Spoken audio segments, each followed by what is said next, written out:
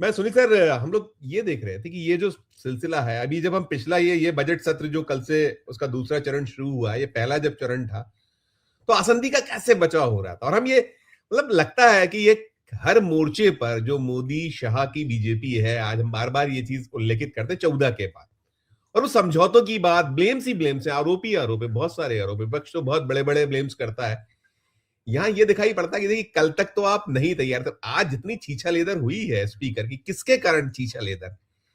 अब उनको शायद समझ में आना चाहिए, भी कह रहे थे रामचंद्र जोशी साहब पहले चरण में कि कम से कम अब तो जो बीत गई सो बात गई, कि आगे उसमें ध्वनि था कि बीत गई बात गई आगे तो, लेकिन वो कहते हैं ना कि वो 12 बरस भी आप उंगली में डाल के रखी तो भी वो पूछ सीधी नहीं होती है, थोड़ा खराब सा है। क्या कहिएगा सारा कुछ, आज जो डिबेट आपने देखी होगी, चल रही है, अभी जारी है। कल ये भी निकला था, हम लोग बात कर रहे थे, दिन में भी बात कर रहे थे कि जो केंद्रीय गृह मंत्री साहब है वो जब अपना पक्ष रखने वाले, रखना चाहिए सरकार की सामूहिक जिम्मेदारी, लेकिन जो अब तक का है इस पे एक नोट आपका भी। धन्यवाद संजीव जी। दरअसल लोकसभा अध्यक्ष के बारे में जो यह उनको हटाने का प्रस्ताव आया, यह अनायास नहीं है। ये देश के इतिहास में संभवतः तीसरी घटना होगी जिसमें किसी लोकसभा अध्यक्ष को हटाने का प्रस्ताव आया। क्यों आया? क्या लोकसभा अध्यक्ष के का जो सदन के कार्य संचालन का तौर तरीका रहा है उसको लेकर के लोगों के मन में नाराजगी नहीं है? सदन में जो स्पीकर हैं, चाहे सभापति हैं राज्यसभा में, उनको विपक्ष को संरक्षण उनका चाहिए होता है। विपक्ष चाहते हो कि उनके पास स्पीकर के अलावा कोई है नहीं, कौन उनको संरक्षण दे। हो क्या रहा था कि अगर आप आसंदी पे बैठ करके सरकार को संरक्षण देंगे तो फिर तो अपने दायित्व का निर्वहन आप नहीं कर रहे हैं। और अगर जो सदन सर्वसम्मति से स्पीकर का चुनाव किया था, इस कोई उम्मीदवार नहीं बना था और आमतौर पर नहीं होता है, लेकिन अब पता चला कि रोज विपक्ष शिकायतें पड़ती चली जा रही हैं। आप यह भी नहीं है कि आप इसे कल्पना कर रहे हैं। रामशरण जी हम उससे बहुत सीनियर हैं। आप सोचिए कि सदन का कोई भी ऐसा सत्र नहीं होता था जिसमें कार्य स्थगन प्रस्ताव और ध्यानाकर्षण प्रस्ताव बड़ी संख्या में स्वीकार न किए जाते थे।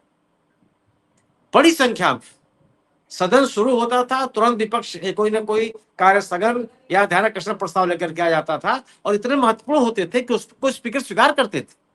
और आमतौर पे कार्य स्थगन या ध्यानाकर्षण दोनों प्रस्ताव ऐसे अगर स्वीकार हो गए और उसमें चर्चा हुई, स्वाभाविक सरकार की आलोचना होगी। आप पिछले एक दशक में गिनती पर गिन सकते हैं ये कभी स्वीकार हुआ। ये वही लोकसभा है जिसमें मणिपुर की घटना को लेकर के कार्य स्थगन स्वीकार नहीं किया गया था। विशेष महत्व के चर्चा के जितने भी प्रस्ताव आते हैं, एक लाइन में कह दिया जाता है कितने प्राप्त हुए, सबको सभापति ने या अध्यक्ष जी ने स्वीकार कर दिया। क्यों? आखिर विपक्ष कहां जाएगा? उसके पास क्या तरीका अपनी बात करने? सदन की कार्रवाई, सदन को एक निश्चित समय अवधि के बाद आहूत करने की व्यवस्था संविधान में क्यों की गई है कि जनप्रतिनिधि अपनी बात सदन के भीतर सार्वजनिक रूप से अब कह लें और सरकार के अपनी बात को कन्वे कर लें। सदन की कार्रवाई केवल नियम कोई बिल और विधेयक पारित करने के लिए थोड़ा होता है। क्या बैठक बुलाइए और विधेयक पारित कर लीजिए, बिल पास करा लीजिए, काम हो गया? ऐसा तो है नहीं। आप सोचिए कि ये विपक्ष ने अभी तक शिकायतें की कि जो विधेयक वो अपने स्वभाव में वित्त विधेयक थे उनको राज्यसभा के माध्यम से पेश किया गया और पारित करा लिया गया। ये शिकायतें आई कि नहीं आई? इसको देखने की जिम्मेदारी किसकी है? स्पीकर की है कि आखिर जो विधेयक है उसका स्वरूप कैसा है, केवल विधायी है या वित्त विधेयक? वित्त विधेयक लोकसभा के अलावा कहीं जा नहीं सकता, उसमें कोई स्पष्टीकरण तक नहीं आता। आप सोचिए कि इसी सदन में बड़ी संख्या में सांसदों को निलंबित कर दिया जाता है और विधेयक पारित करा लिए जाते हैं। कितने उदाहरण मिलेंगे आपको?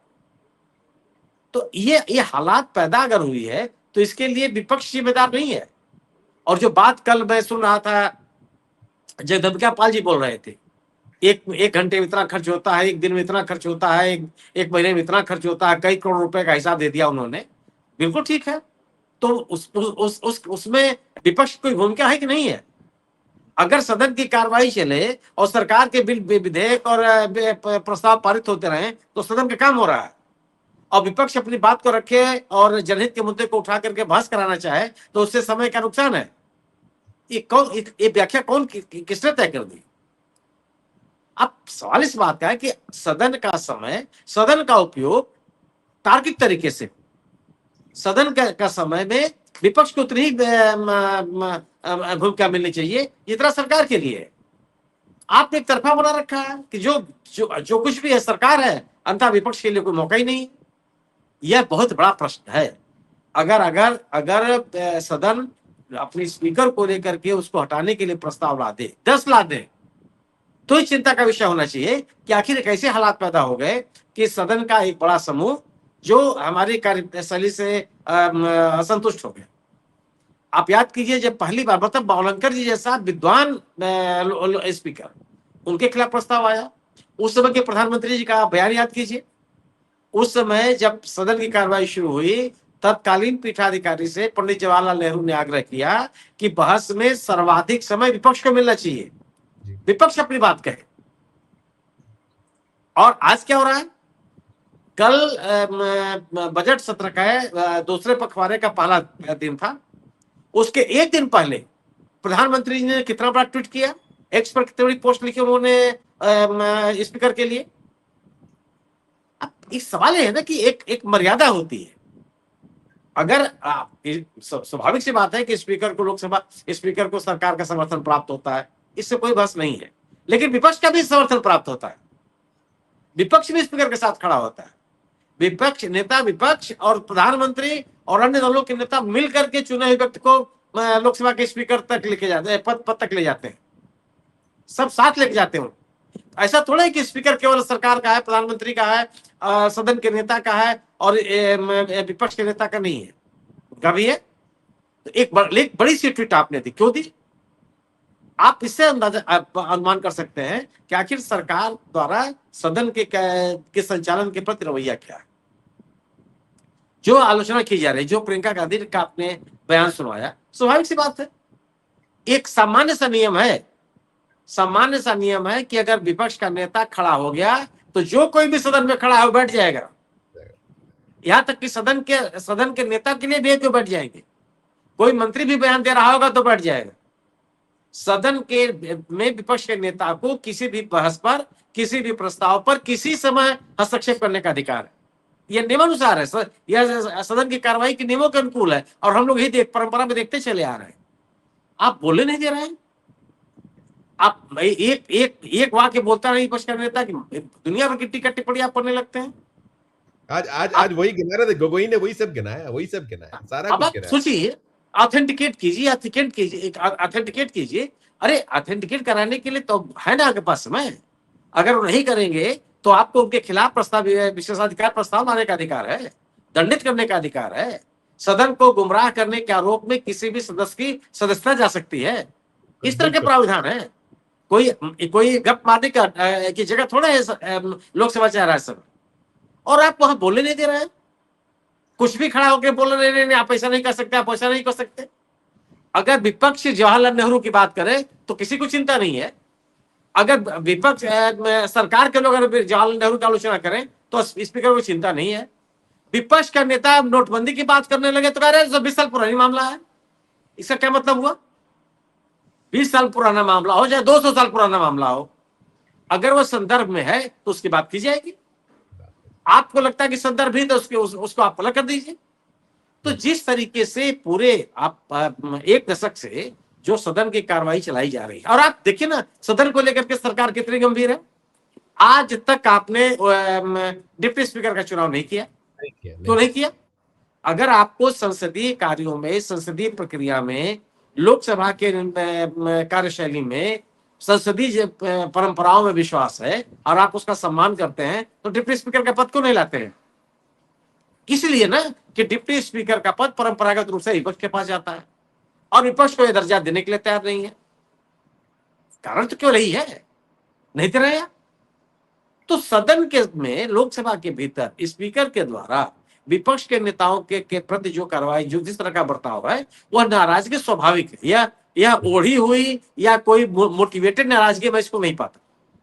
यही इन तमाम प्रतिरोधों के बावजूद लोगों ने स्पीकर को स्वीकार किया और स्पीकर की कार्यशैली, आप मतलब कल आप सोचिए कि जगदम्बिका पाल जी राहुल गांधी को संबोधित कर रहे थे, राहुल राहुल राहुल से, पर आप किसको संबोधित कर रहे हैं भाई? आप कह सकते हैं क्या सदन के नेता मोदी जी को मोदी मोदी कह सकते हैं, संबोधित कर सकते हैं? एक सामान्य शिष्टाचार होता है, जो सदन की कार्रवाई लोग देखते हैं, युवा पीढ़ी देखती है, उससे भी प्रेरित होती है कि आखिर मुझे किसी के प्रति किस तरह का आचरण करना चाहिए। बिल्कुल बिल्कुल बिल्कुल बिल्कुल सर, बिल्कुल बिल्कुल। ये पूरा का पूरा जो बहस है, ये इसमें कोई दो राय नहीं है कि स्पीकर के खिलाफ उनको हटाने का प्रस्ताव पारित नहीं हो सकता। सरकार समर्थन में है, सरकार का बहुमत है, इसे कोई इनकार नहीं कर सकता। लेकिन इस तरह की बहस होना ही अपने आप में चिंताजनक है। ये संसदीय परंपरा के ऊपर संसदीय इतिहास में बहुत बड़ा प्रश्न है ये कि आखिर ये हालात कैसे पैदा हो गए।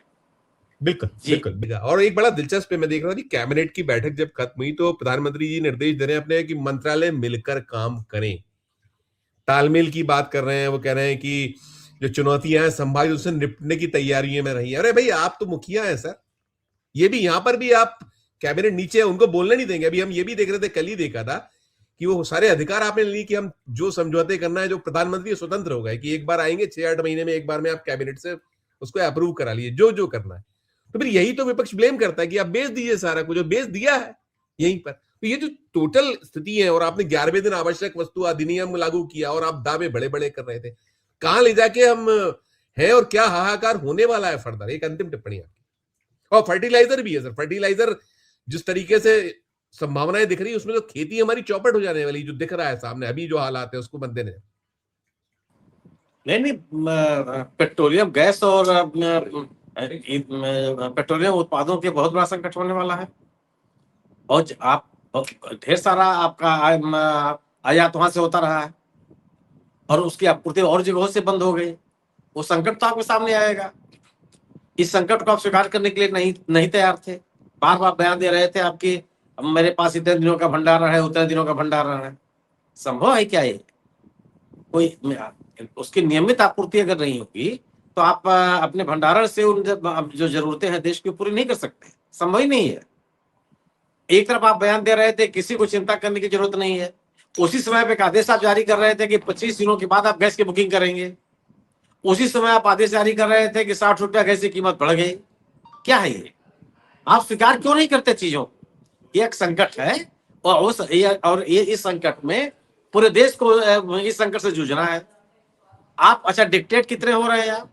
जब आप गैस और पेट्रोलियम पदार्थों की खरीद कर रहे थे आप रसिया से, तब आपने अमेरिका के डिक्टेशन को आपने स्वीकार कर लिया। अब अमेरिका कह रहा है, पहले फिर आप कर रहे थे कि नहीं साहब हम तो एक आजाद हिंदुस्तान देश है ये और एक संप्रभु देश है, अपनी जरूरतों के अनुसार, ऊर्जा जरूरतों के अनुसार निर्णय लेगा। उसी समय ट्रम्प सरकार ने आदेश दे रही थी कि 1 महीने के लिए आपको छूट है, आप चाहे रसिया से तेल खरीद सकते हैं। उधर रसिया कहने लगा कि जो कम कीमत पर हम आपको तेल देते था वो कम कीमत पर हम नहीं देंगे। जो कमर्शियल रेट है, जिस कीमत पर हम बाकी लोगों को बेचते हैं उसी कीमत पर आपको ही बेचेंगे। कितना नुकसान उठाया देश के राजस्व का, जो टैक्स पेयर का पैसा है, उसका कितना आपने नुकसान उठाया। आज स्थिति है कि आपकी जो नीतियां हैं वैश्विक पैमाने पर, उन नीतियों से आप घिरे हुए हैं। आप इस पूरे संघर्ष में क्या कोई भारत की भूमिका दिख रही है? माने भारत क्या एक दो अति पिछड़े देश हैं, माने अफ्रीकी कंट्रीज तक बोल चुके हैं इस मसले पर, यूरोप के देश बोल रहे हैं। माने आप श्रीलंका, पाकिस्तान, बांग्लादेश जैसे देश बोल चुके हैं, भारत मौन है। ये कभी इतिहास में तो ऐसा नहीं हुआ, लेकिन सब कुछ इतिहास से पहली बार हो रहा है। मेरी स्मृतियों में नहीं है, रामशरण जी को भी के भी स्मृतियों में संभवतः नहीं होगा कि कोई प्रधानमंत्री लोकसभा में आए ही ना। लोकसभा के ऐसे गंभीर मौके पर, ऐसे गंभीर मसले पर जी। और राष्ट्रपति का धन्यवाद प्रस्ताव बिना प्रधानमंत्री के जवाब के पारित हो जाए और आप ये कहिए कि नहीं कुछ उदंड लोग सदन की कार्रवाई नहीं चलने देना चाहते हैं। सरकार ये बात कर सकती है क्या? अगर कोई उदंड है तो उसकी उदंडता आप क्यों स्वीकार कर रहे हैं? दरअसल आप उसके आरोपों का जवाब नहीं दे पा रहे हैं, इसलिए आप उसको उदंड होने का आरोप लगा रहे हैं। आपके आपके पास किस चीज का कोई जवाब नहीं है। इतने बड़े मसले पर आप सोचिए कि अयातुल्लाह खमेनी की हत्या के बाद 5 दिन तक आप चुप रहे। कहीं होता है ऐसा? क्यों चुप रहे भाई? एक सामान्य शिष्टाचार है। एक अगर आप हम एक सार्वभौम राष्ट्र है, हमारी संप्रभुता है, और हम किसी भी और कौन व्यक्ति किस देश में क्या है या वो देश तय करेगा कि आप तय करेंगे? वो कहता है कि ईरान कहता है कि अयातुल्लाह खमेनी हमारे सर्वोच्च नेता हैं। आप बहस क्या करते हैं कि साहब तो राष्ट्राध्यक्ष नहीं थे? कौन तय करेगा इसको? वो देश तय करेगा कि आप तय करेंगे? वो देश कह रहा है कि हम 40 दिन तक शोक मनाएंगे। वो देश कह रहा है कि 10 दिनों तक हमारा झंडा झुका रहेगा, और आप कह रहे हैं कि आप इसे बहस में लगे हुए कि नहीं नहीं कोई संवैधानिक पद उनके पास नहीं। कोई पद था या नहीं था वो तो वो देश तय करेगा ना, उस देश के दूतावास तय करेंगे। आप उसे भी गलत बयानी कर रहे हैं। परिणाम क्या हुआ? ये भी कहा गया फोन नहीं लग पा रहा, ये भी बड़ा हास्यास्पद है। अब सोचिए, और उसके बाद 5 दिनों के बाद आप विदेश सचिव को भेजते हैं। विदेश सचिव भी अपने शोक सभा में खमेनी का नाम तक नहीं लेते। फिर जब अभी आप जन दबाव बढ़ता है, दुनिया का दबाव बढ़ता है, तो आप कहते हैं साहब भारतीय जनता पार्टी के कोई नेता जाएंगे, वो भी शिया समुदाय कोई नेता जाएंगे। तो क्या आप एक सामान्य सा कार्य जो सरकार की तरफ से एक शोक संदेश से पूरा किया जा सकता था, उसको 3 बार आपने उस मुद्दे पर आपको झुकना पड़ा, बैकफुट पे आना। जो ये सब प्रोटोकॉल, ये सब मान्यताएं, ये सब परंपराएं आज थोड़े बनी है। ये 10 साल पहले भारतीय जनता पार्टी सत्ता में आई है तब थोड़ा बना है। ये जमाने से परंपराएं चली आ रही हैं। दुनिया का हर देश इसको मानता है। आप उसको मानने के लिए तैयार नहीं होते। ये स्थिति होती है कि कई बार आपको सुधार करना पड़ता है। इस समय पूरी दुनिया, इस समय इसमें कोई बहस नहीं है, इस समय पूरी दुनिया इजराइल, यूएस और ईरान के झगड़े से जबरदस्त ऊर्जा संकट से गुजर रही है। जी। और इस ऊर्जा संकट से निजात पाने की जिम्मेदारी सभी देशों की है। बिल्कुल, सभी देश अपनी अपनी सीमाओं में प्रयास कर रहे हैं, और इजराइल और अमेरिका जिन्होंने इस युद्ध को शुरू किया, उसको युद्ध पर समाप्त करने के लिए दबाव भी डाल रहे हैं। भारत एक अकेला देश है जो मौन है, कुछ भी कोई बात नहीं कर रहा है, जबकि भारत की इस दक्षिण एशिया की इस राजनीति में बड़ी भूमिका हो सकती है। नहीं, ब्रिक्स का अध्यक्ष है सर। ब्रिक्स का वो अध्यक्ष है। आप कहीं किसी लेवल पर, मुझे लगता है ईरान से ही सीखना चाहिए। ईरान ने जिस तरीके से, देखिए वो जो कुछ जूनियर खमेनी को मारने की उन्होंने धमकी दी है अमेरिका ने, वो परमाणु हथियार के उपयोग की बात, वो डिग नहीं रहा है। उसको लग रहा है कि बार पारी है, संप्रभुता के लिए लड़ना होगा। हम तो किसी लेवल पे गए, हम तो चुप्पी पर हैं, किसी लेवल पे हम रिएक्ट नहीं कर रहे हैं सर। यही संकट और दिक्कत की बात है कि आप कहीं तो कुछ मुख खोलिए, जब मौका है तब तो बोलिए, कि नहीं बोला। बड़ा विचित्र हालत जो अभी आने वाले दिन में मुझे लगता है अगर ये खिंच गया तो और भारी भारी भारी संकट से देश को गुजरना होगा। और वो हम तो ईश्वर से प्रार्थना करेंगे वो ना हो, इनको बुद्धि आ जाए, ये सब ना करें, कुछ रास्ता निकल सके निकले। हम जो चुप हैं खामोश रहे, लेकिन कम से कम इससे निजात मिल जाए दुनिया के लोगों को, हमको भी मिले। मैं शुक्रिया अदा करूंगा सर रामचंद्र जोशी साहब, अजय जी और सुनील सर, बहुत शुक्रिया, बहुत आभार, धन्यवाद सर।